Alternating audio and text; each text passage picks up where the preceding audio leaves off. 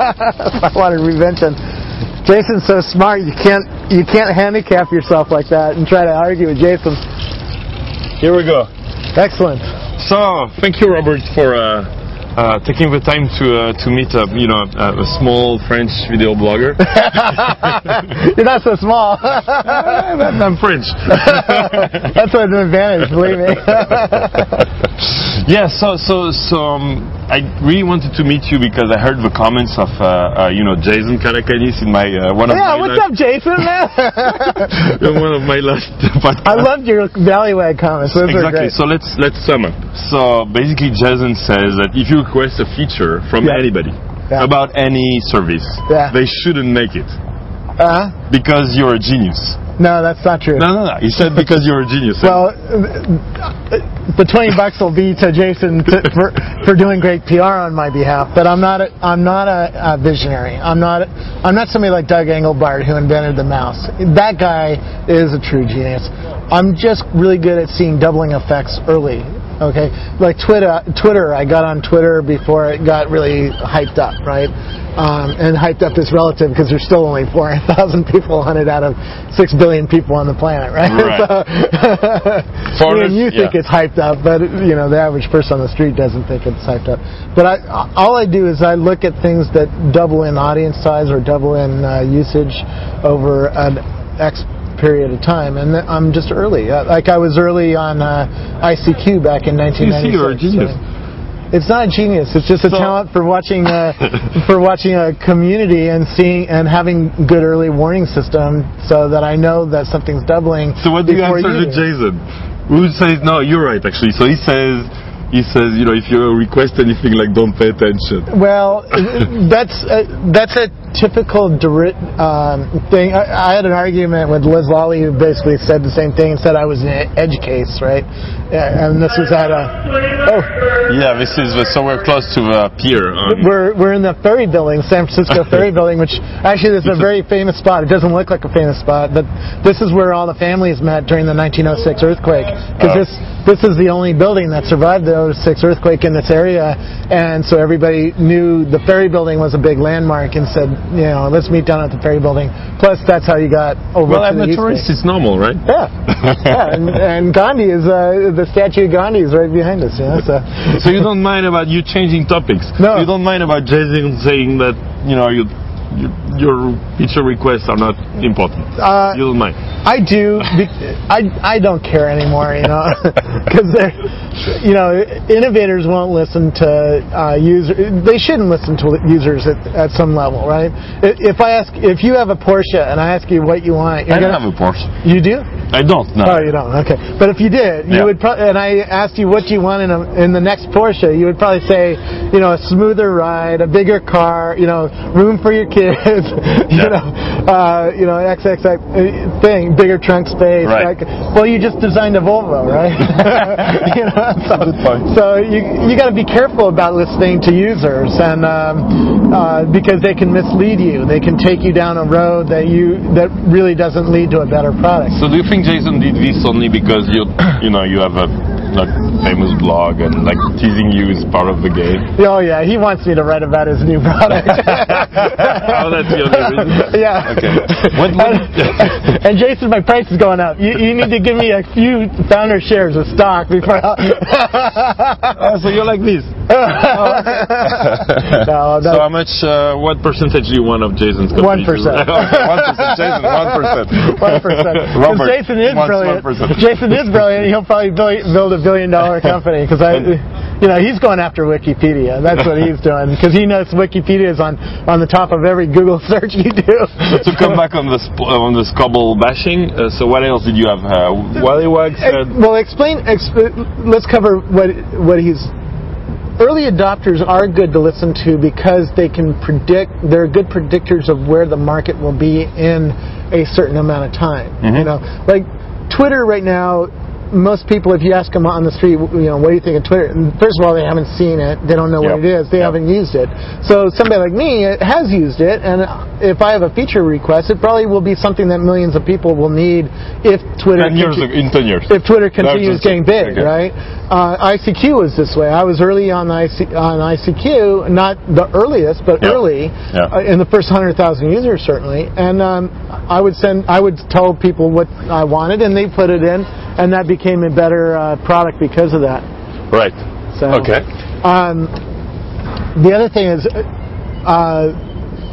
the internet is like a tide. It's not, you don't just switch from, you as in the world doesn't just switch from MySpace to Facebook overnight. It's more of a tide. And if you can listen to the early users who got there first, oftentimes you can speed the tide up because the other people who weren't early still want the same features that you want. So like I'm reading a lot of feeds, right? A lot of RSS feeds. And I've been doing that for years. So the features I wanted now are being put into news aggregators, and that's making the news aggregators better for everybody, right? So Jason's just being bombastic. There's a truth to what Jason says, but there's also you gotta listen to both sides of it. If I say a feature should be done, like I want search in Google Reader, right? No, but you're going to tell me not to listen. But coming back to Scoble bashing, so one more. All right. Okay. So like Valleywag. Yeah, I'm on Valleywag every week. What did you say I said last time? I don't know about last time. The worst thing, I think they called me a sociopath, and they say I'm not. They said I'm not relevant. They said I'm not relevant, and then they continue to write about me after I'm not relevant. And then they said PodTech was not climbing or growing. Oh no, that we're a financial failure, and we're going to be around for. So what do you say? I say nothing, You don't care? No, they actually wrote on their site how to answer a troll is to say nothing, So you don't say anything. Okay. But let them think whatever they want. Hey, if they don't write about you, then you really are irrelevant. So it's cool. So every laugh your way to the bank, I guess. So tell me about those routes you were describing earlier. We were having, so we had 2 wine glasses. You should know that. So you described like we were trying to spot the trends. Yeah. So you were. Well, I'm giving a talk on Monday to a bunch of PR people, and I was trying to talk out what's changed in the last 6 months. Well, Facebook certainly has changed. Yep. Twitter's come on the scene.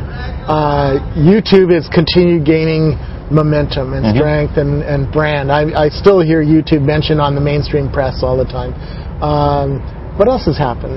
MySpace is it's big and everybody knows there's a lot of users there, but it's sort of Let's start by blogging. Like, so you've been one of the... Well, we were starting to put a metaphor around this whole thing, right? So we were saying, well, blogging's the earth that everything else grows out of, right? Yeah. So blogging tells people about Twitter. In fact, Twitter is a good example. You hear about news stories in Twitter first. If you're online and somebody announces a new product, you hear about it right away, right? Yeah. And then people move it to the blog. They do a little bit more homework or play with the software. But is the blogging phenomenon getting to a peak, you think? No. People have blogged about that. No, keep going. I think the growth is slowing because, again, I'm counting doubling effects. And blogging used to double every 5 months or every 4 months. And now it's probably doubling every year. But it's still, a blog is still the best way to get into Google. It's still to get, if you're a business and you need to let's show up blogging. So you think it's still the best way to get into a conversation or get into Google? Both. Okay. Because if I want to launch a new product and explain that to the world, text is still the best way to do it because text I can scan text a lot faster. So you think it's still going to grow? This video, how many people are going to watch it? 10,000? 10,000 maybe. But a blog, I could get 100,000 readers on a blog like that, right? Because somebody like TechCrunch linked to it, and you get a lot of readers. Or if you get on the homepage of Dig, you get 40 to 60,000 people come over and check you out. Video, it's a lot harder to do that.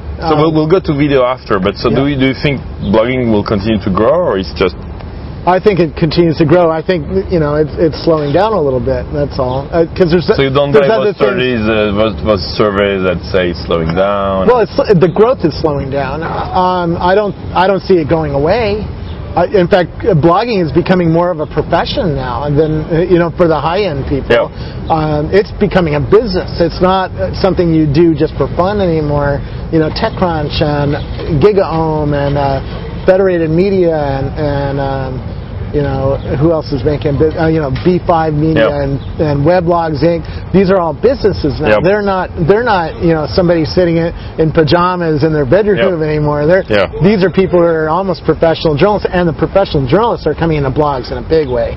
I'm seeing more and more professional journalists. We're doing good. They're starting to getting it. Yeah. So that's the blogging. So let's look at the other trees on the planet Earth of Scoble, the Scoble Earth. The Google Earth. The Google Earth. It's a Scoble Earth. Scoble is a little piece of sand on this Earth. Okay. Well, you're a small tree, right? No. Okay. So what are the trees? So Twitter is a tiny tree. I would say a little weed. Okay. a little thing coming out of the Earth, and it got it grew fast. So everybody was like, "Whoa, there's something going on there."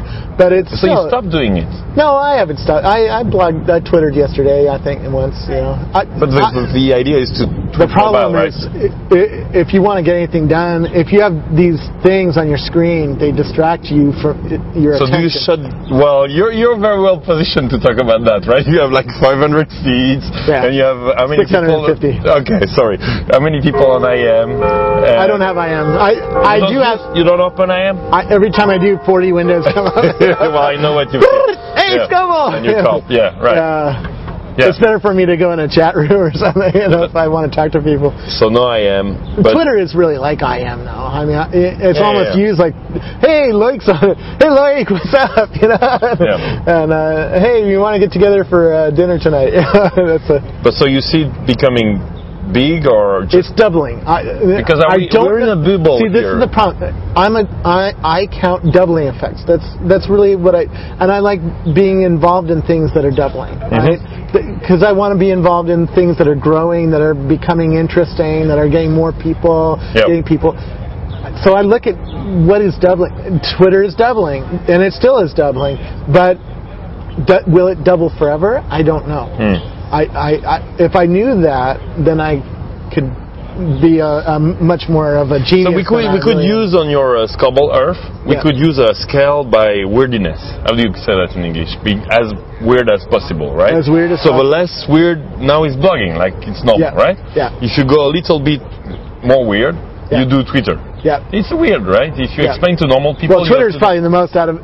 I mean, no, but most is video blog. I mean, look at... Don't move.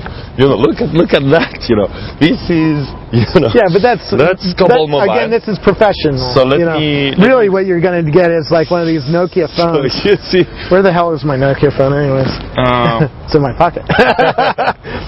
But this is really what's happening, Mobile. I was just I was just at Kite TV, Kite KYTE. Do you think this is good advertising for Nokia? Yeah. Nokia, get us one more every month, right? A new one. Well, Nokia didn't send me my phone, but somebody else did. So well, I can introduce you to them if you like. Yeah, I love Nokia, but and we're all gonna have iPhones in 3 weeks. Exactly. So Nokia better enjoy the publicity while they get it. Yeah, another tree. Mobile, we'll talk about it. Mobile is a Twitter. Well, like Flickr is a tree, right? There's a community on Flickr. It's a big tree already. It's a big tree, but it's growing. Why did Yahoo killed Yahoo Photos last month? Yeah. And Yahoo Photos has more photos and more users than Flickr does. Why did they do that? Why? The tree was growing bigger, faster on Flickr than it was on Yahoo Photos. So that's why I look at growth. I don't care if there's anybody. Remember in 1977, did anybody have a personal computer? Yeah. No, it didn't matter, right? But what mattered was the doubling effect. The number of people who got a personal computer was doubling at a constant rate and continues to double, right? At a rate. Yeah. It's not every 2 days the way it was back in 1977, but it's at a pretty good rate. Mobile phones are certainly, so Nokia makes how many phones a second? 13 phones a second or something? I mean, it's amazing what Nokia's done. So there's Flickr, Twitter, there's MySpace, there's... MySpace? MySpace is a big tree. It's sort of rotting here and there, It's it's not growing fast like Flickr or like Facebook. Facebook is another tree. YouTube is certainly another tree, is another community. So let's talk about video as a forest, or a small forest growing. Well, there's a big tree. So that's a Scoble cam. Which is not an amateur cam, right? No. So you still have those. Although not on an affordable. This is a $3,000 camera. So somebody who is serious could buy one. It's not like the old TV, right? Old TV. If you went down to ABC TV, or in the 1980s, if you wanted to do TV, your minimum camera would be $20,000 to $60,000. Yeah. And then you would need. And now anybody with a Mac can. And there wasn't a VCR in there. It wasn't digitized. It wasn't distributable. Right. To distribute that video, you need a TV station. Right. You know, and that costs hundreds of millions of dollars. You know, that's what's changed. Is now anybody with a little cell phone can take some video and distribute it to the world for nothing. Better quality, right? So when you see YouTube and you see the long tail, you see a lot of bad content, though, right? I mean, do you look at YouTube a lot yourself? Yeah. What do you look? Skateboarding videos, really? goofy cat videos. Usually it's the bloggers that bring interesting stuff to me, right? So just by linking. Out of the 600 million or 600,000 videos that get up, how many videos get uploaded to YouTube a day? 600,000? I don't know. Some outrageous number of people like me are taking video, putting it up on YouTube, and. You know, out of those, you can watch, 2 or 3 a day. But the bloggers tell you what's cool, because eventually a video gets cool enough that it gets everybody's attention, right? But if you look at it, like Will It Blend, right? Will It Blend got 6 million downloads in the first 6 days. Really? 6 million downloads. So, but if you look at it, it's not like blogging. There aren't that many people doing what you're. Well, this is professional, right? But doing like just blogging with a phone. Not blogging, but there are a lot of people. Like if that building blew up right now, I'd turn on my camera, take a video, and put it up on YouTube, and then 6 million people would view it, and I'd have the only video of that building blowing up, right? That's a one-off video, though. It's not a show like what you're a show, and I'm a show, right? People who do shows are rare because that takes some dedication and some constancy. And it's not natural, right, to look at yourself like this and talk to a camera. No, I don't do that. See, I aim the camera at other people. So if you watch my show, I'm interviewing CEOs or geeks or politicians or whoever's using technology. And but we don't see the same trend as blogging, right? It's more difficult to get in. It's harder to do a video. I mean, I was at Google last week, and they invited us over at about 3 o'clock in the afternoon on a Wednesday or something. And they said, the first thing they said, at 4 o'clock we're going to announce Google Gears, which is the offline editor for Google. And I had no idea what Google Gears was, so I had the 5 of us in that room, or the 7 of us in that room, had to figure out what Google Gears was. So we had to listen to a little presentation, see a demo, and then ask a bunch of questions, and then we had about 15 minutes to write the article by 4 o'clock, because we had to have our blog up. So saying earlier is that also text goes faster than video? Well, it's a lot easier to type text. I can type this much text in 20 minutes. I had this much text on Google Gears up at 4 o'clock in the afternoon, and so it was done. With Video. more bandwidth. Well, this is getting really close. I got this in the last week. Yep. I can shoot a video and then upload it right to Ustream or to What do you think about or live? to YouTube? What do you think about live? I like Ustream, live. Okay, now you're talking about Ustream and there's this kid in San Francisco called Justin. Yeah. Tell me about that. He walks around with Why don't you do Scoble.tv all live when you sleep, when you go to the restrooms, to the bathroom? First of all, Miriam said no way. Oh, you tried that? I tried. She said no way. So you would have done it. It's Miriam trying to refrain you. Yeah, well, I actually did it driving all the way to Merced, and Miriam was in the car, and we had 200 people watching us as we drove a car across the state into across. Okay, so you would be sick enough, because you know, to reassure myself when I think I'm weird doing this kind of thing, because, you know, we have people walking around here who look at us like, what are you doing, guys, right? But so it's like, okay, when I feel weird, I look at Justin TV and I feel totally normal. You see what I mean? Oh, yeah. It's like this, what we're doing here is normal. What they're doing is... This is very old school. It's old school. We're old-fashioned. Old-fashioned video. So what do you think? You think everybody will start... No, first of all, it's very exhausting to do that. You have to be a certain kind of person, and you have to have a structure around you that can support it, i.e. a wife that doesn't complain. You know? I think we're both fortunate to have wives that are keeping us But so I did live at the Web 2 Expo, and it actually was interesting there, because there I was sitting in the lobby of a major conference, and there was plenty of people I knew walking by, so I could say, you know, hey, Mike Arrington, come over here, you know, and be on my show. And it was like being a producer of a show live like that. And it was interesting because every 5 minutes I had somebody new on the show. And if you watched it, you know, there was because the challenge is getting boring all the time. Well, if you watch me live my life, really, you know, a large percentage of the time I'm typing on the keyboard and not talking and not paying attention to you. So that would be boring. Very boring. I can't imagine doing that. And the thing is, when you have an audience, you feel some pressure to perform for that audience, to keep it interesting. I mean, which we're doing even now we know we're being goofier than we would be. Well,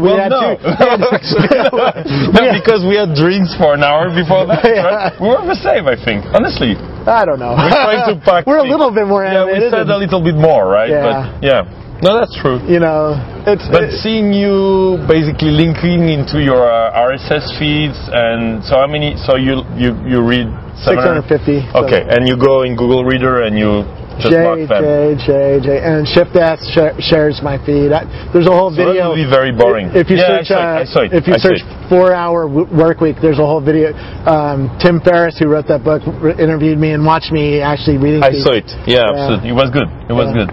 So you don't see it as a trend. Don't you think we're too old to get it? Maybe we're too old, you know. Part of that is true, because Justin yesterday, the girl. Yeah. Because I was more interested in her. Don't tell my wife. Justin actually says she's getting more traffic than he is. Well, probably, right. And you know, that's normal, right? And honestly, I was just looking at people chatting her, and I felt very old. I felt like weird. Maybe, you know. Yeah. So it's probably getting to grow, and we don't know. I don't know. Yeah. Let's see. So live, so you were describing Kite TV live on the phone now, and it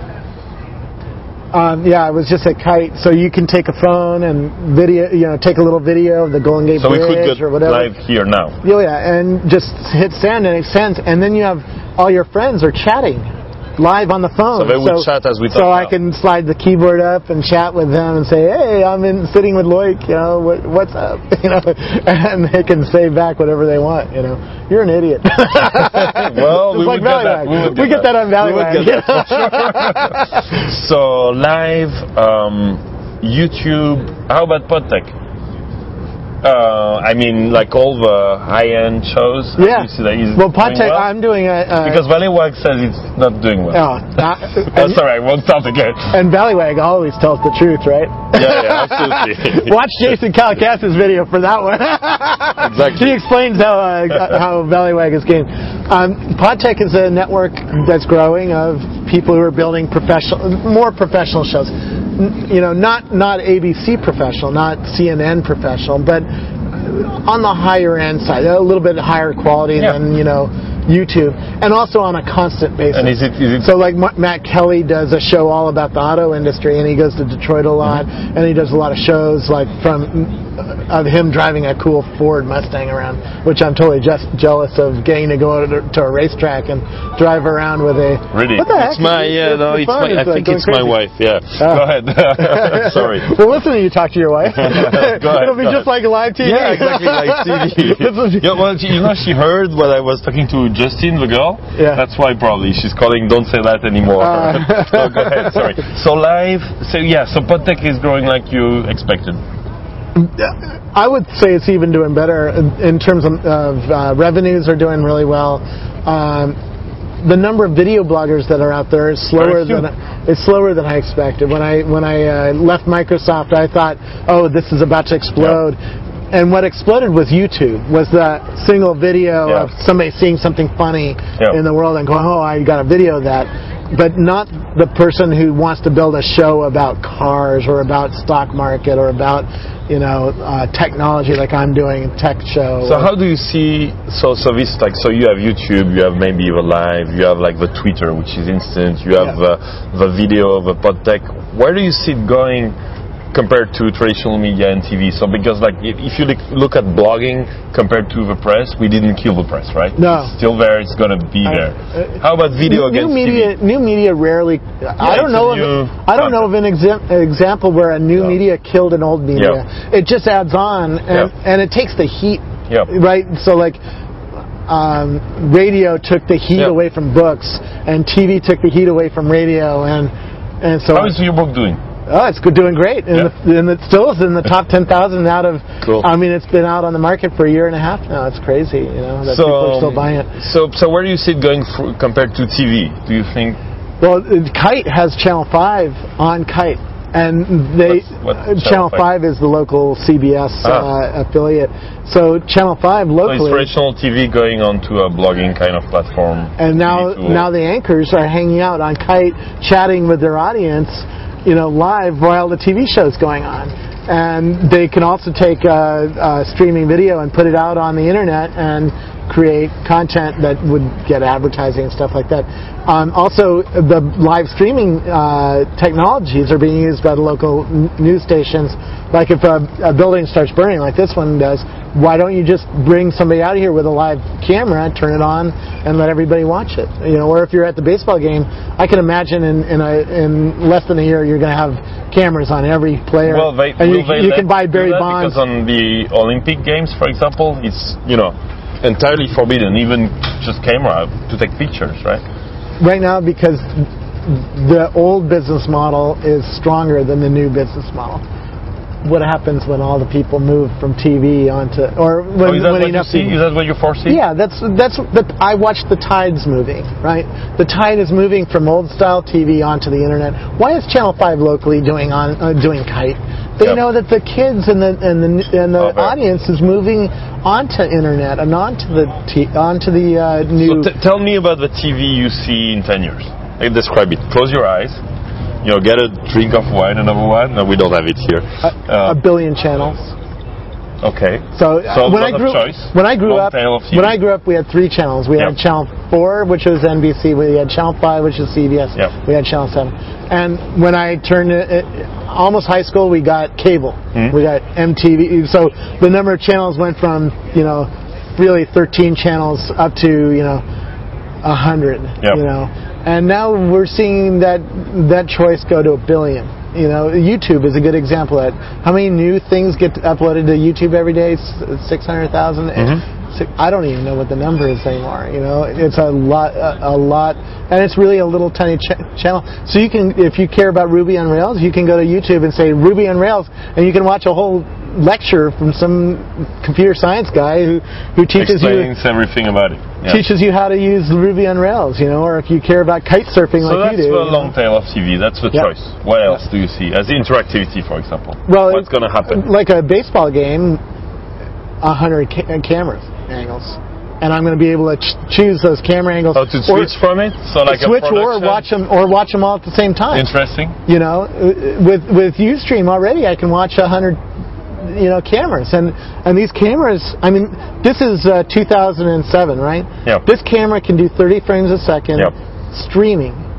So I can aim it at you and stream that live on the internet. What happens when this gets even smaller and even cheaper? And in your glasses? Put it in glasses or in a helmet with or something Wi-Fi, like that. Or on a shirt. You're going to have billions of little live streaming channels that you're going to have to figure out who's. Like I want to watch the Giants game. I want to have 100 camera angles up on one screen, and I want to have the professional high definition camera up on another screen, so I can watch the edited version of the game that has all the whooshy graphics and the really high quality camera, and then I want to have this screen with 100 or maybe 4 screens, right? We're going to have lots of screens in the future. So many screens. Well, at Microsoft, they were working on wraparound screens, screens that you put on all 4 walls of your viewing room, and so you could have different video all over your room. Different, you could have a big video here, and then you could have all the little pictures here. How about interaction? Like on a blog, you get comments, right? You get Technorati links, you get Google links, you feel people around you, right? Right now, we're just talking to a stupid camera. We don't feel anybody. Well, except my wife calling. That's the interaction. I feel eyeballs sucking my soul, right? Don't you feel it? Yeah, a little bit. That lens just sucks your soul. That's right. Can you feel it? Yeah. You soul suckers. The world just keeps getting faster. And smaller. Twitter vision is a good example of the world now is about this big. The entire world fits on a screen this big. Like this, right? And in 3 months, the entire world fit on a screen that big. So the world is now, there's no distance. There's no sense of distance anymore. I can talk to a kid in France the same way I'd talk to a kid in Cupertino. And I don't have any sense of that distance anymore. And the blogging world, Twitter really is a blogging tool, and really if you look at it, but it's fast. It's faster than blogging was. I was on Twitter during the Mexico City earthquake, and 7 people were on Twitter during the earthquake. I knew about the earthquake before the USGS website had it up, and that's an algorithm. That's an algorithm that watches a Richter counter, a seismic measuring device, and says, "Oh, there was just an earthquake somewhere in the world. Let's put it up on the map." So Twitter beats algorithms already. So where does that go from there? With so many people having cell phones in the future, and having more in powerful cell phones, so I can take video and stream it live out. I can type on it. I can talk to it and say, "Hey, I just saw a building blow up." So we'll get guests and coming into the show. Well, and if you put up this video in the future, I'm going to be able to interact with it from my video camera, so I can say, "Hey, Loic, and we would see it here, yeah, Loic, you're an idiot." Well, which I get already. Yeah, but you're going to get thousands. Exactly. So that I know. Cool. Yeah. So that's video. What are the other trends you see? Facebook. What's about Facebook? It's just another social software. Well, I tried to ignore. I ignore a lot of this stuff, which is funny because friends requests. Well, as a blogger, as a popular blogger, certainly with an audience, you get a lot of people asking you to join this thing and that thing, and I try to ignore it as long as possible. Well, you don't, because you marked 3,000 friends on Twitter. Yeah, but I ignored it. You were just like treating everybody as a friend. Twitter started a year ago, and I got into it in November. Yeah. This is why, when Jason says I'm brilliant, I'm not brilliant. I'm just earlier than the rest of you. All I do is look at my cool friends, and when enough of my cool friends say you got to be on this thing, I go, okay. So you're earlier than Jason, who's a lead guy, right? Yeah. Okay, we'll tell you. Well, Kevin Rose. I had dinner with Kevin Rose, who runs Dig and Dignation, and he said, "Oh, Scoble, you got to be on Twitter or on Facebook because you got to be able to stalk me." I'm like, "What?" And I'm like, "I'm not going to get on Facebook." He goes, "You'll get on Facebook in a month or so." I'm like, "Okay, I'll see." And of course, I'm on Facebook. The world. As the numbers double on these things, they cause you to join in. It's just like MySpace, like a year ago you would go to MySpace because it was cool. This year music is still cool on MySpace. Yeah, right. If you want music, my brother's bar is on MySpace because he has music acts every Friday night at his bar, and he thinks that's the best place to find the audience that he wants to come to the bar. And that's a good example of what we're talking about. Every of these trees has a different audience and a different kind of personality that shows up there, right? A Flickr stream will have a lot of audience. I get a lot of comments on my Flickr photos that I take with even my cell phone. But it's not everybody. Yep. It's people who care about photography. And over on YouTube, there's people who care about, these funny videos. It's a furry empty. A furry just got in, so there's a lot of people going by. But, so I don't know where it's all going. So how should we, just to conclude with, most trends we've seen, how do you see, you wrote a post which I remember, which was like the 10 things you should do if you're a corporate with blogging, right? Was it the 10? It's a corporate manifesto, a corporate bloggers manifesto. So what is like the Citizen 2.0 manifesto, like the things you should, in this trend of video, social software, instantaneous. So I noticed like we have of the same voicemail together. Yeah. I call Robert for the same time for the first time, because you never call Robert, right? And if you call Robert, it says, don't leave me a voicemail. And I noticed that it was funny for me because I have exactly the same. If you call me, it says, don't leave a voicemail, send email, right? Yeah. So soon we'll get like, don't send email, just Twitter us, or just IM us, like get me in the instant. Yeah. So I don't know, but trying to feel like what are the rules for the new... soon you'll figure, this week I'll be on kite all weekend, because that's hot. On a kite surf or on a kite? No. I wish it would be on a kite. You're going to teach me how to kite surfing, right? That'll be a funny YouTube video, watching Scoble trying to hold on for dear life. Let's do a kite cast. Okay. Cool. Well, thanks very much. Thank you. Tell me about the rules. Do you see those? Like, should we? Don't leave me a voicemail. What else? I don't know if you don't leave me a voicemail. Just know how to get a hold of. The problem is I have an audience, right? And if you don't have an audience, you don't relate to that. Yep. But once you have an audience of people who want to get in front of you, and worse, you have PR people then who want to get in front of your audience, right? Because if you have 1,000 people watching you, there's somebody who wants to pitch something to them, right? Because that's money. That's Nokia just did, right? Yeah, no, thank you, Nokia. Send us a phone. We'll show it again. No, we want, we want those phones. We open them. They're great phones. I didn't get it free from Nokia. He did. He's the Nokia whore. I'm a whore in somebody else, right? Exactly. I'll be whoring an Apple iPhone in a little while. Well, are you going to stand in line for one? I'll be begging then. Yeah, you'll be begging. You're going back to Paris while they're being sold, so right? That's right. Yeah, we'll get them. So you got to bribe. This is why I'm moving here. You got to bribe somebody else to buy one for you. Well, thanks so much. Thank you. It was very cool. Thanks. And Jason, what's up?